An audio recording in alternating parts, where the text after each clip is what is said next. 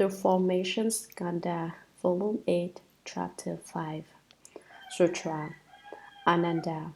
When the good person who is cultivating samadhi has put an end to the thinking skanda, he is ordinarily free of dreaming and idle thinking, so he stays the same whether in wakefulness or in sleep. His mind is aware, clear, empty, and still, like a cloudless sky, devoid of any coarse sense impressions.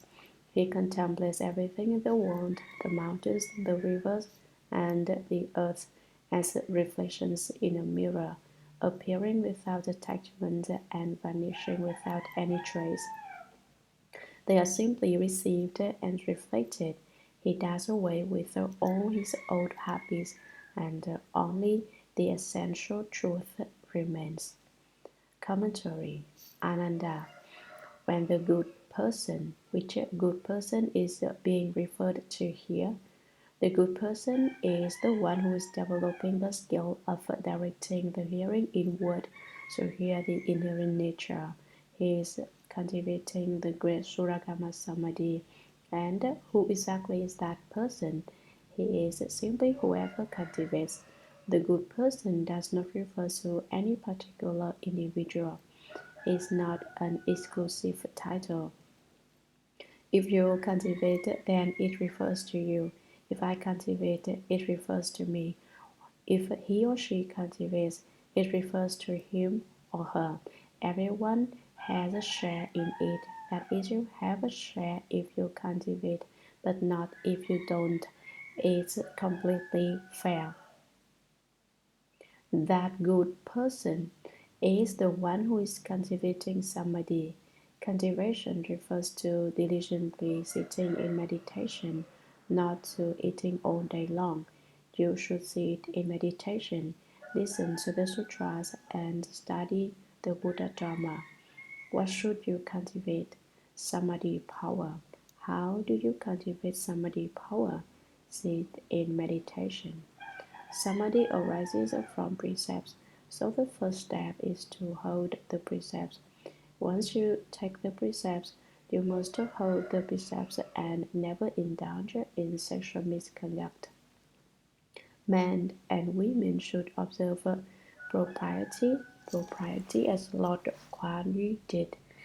He was faithful to his wife all his life. He never drew near another woman.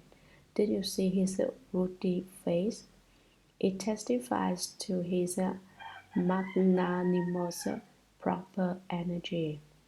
Now that you have taken the precepts, I want to tell you that you must remain faithful to your spouse. You may not get involved in extramarital affairs and go looking for partners everywhere. Don't break the rules. You should accord with propriety and be open and upright in your conduct. Only then will you attain samadhi. After taking the precepts, you will develop samadhi. From samadhi, wisdom will develop. How do people get possessed by demons?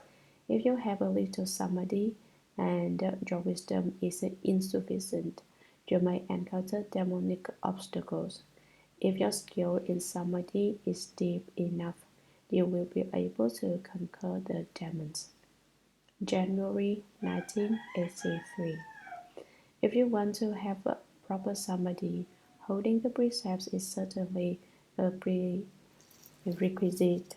It sets a foundation. Once we have a firm foundation, we can erect pillars on top of it. The pillars represent samadhi, and the foundation represents precepts. We must strictly uphold the precepts. This is very, very important. If you don't set a good foundation, then the pillars will not stand, and your samadhi will be deviant. What is meant by wisdom? Once the pillars are erected and the walls are put in, the house can be built. What's the use of a house? It can be a place where people to bow to the Buddhas and to hear lectures on the sutras. We can teach people to change their forms and renew themselves. That's the function of wisdom. Precepts are the substance, samadhi is the appearance, and wisdom is the function. We should be very clear about this. If you lack precepts, then you won't have any samadhi. Without samadhi, you cannot develop wisdom. Likewise, if you don't set the foundation well, the pillars you erect will not be stable. The walls will cave in, and the house will collapse and be useless. Therefore, the three non-outflow studies of precepts, samadhi, and wisdom are all indispensable. We should pay close attention to this. He has put an end to the thinking skandha.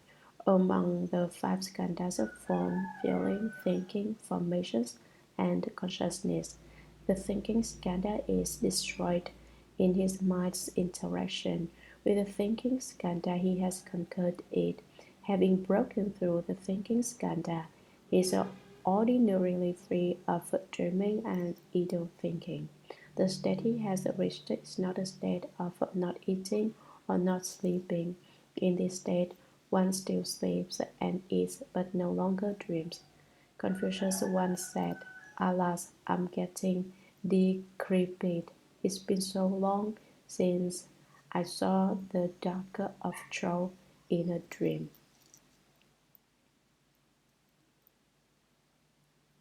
This was the duck who protected the king Wu in the Troll dynasty. Why didn't Confucius have any dreams? Probably it was because by that time in his life, Confucius had partially broken through the thinking skandha. However, since he was not aware of it, he wondered, "Hey, how come I don't dream anymore? Oh, I must be getting old." Confucius had some skill in cultivation, and it's likely that he had destroyed the thinking skandha without knowing it. He didn't understand, so he decided that he no longer had dreams because he was old.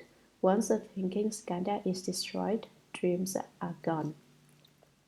So he stays the same whether in wakefulness or in sleep.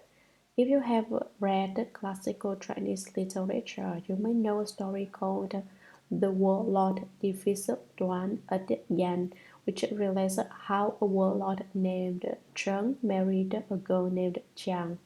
She gave birth to Lord Chuang and Kung Shu Duan. Lord Chuang was called born upon waking because his mother was asleep when she started to give birth to him, and when she woke up, he was born. So that cultivator, the state of wakefulness is the same as the state of sleep. In other words, when he is asleep, it's as if he were awake. He can be like that because he is not upside down and thus has no dream thinking. When you have broken through the thinking skandha, you can leave upside down dream thinking far behind and ultimately attain the state of nirvana. If you haven't broken through the thinking skandha, this upside downness will not go away. You should pay attention to this point.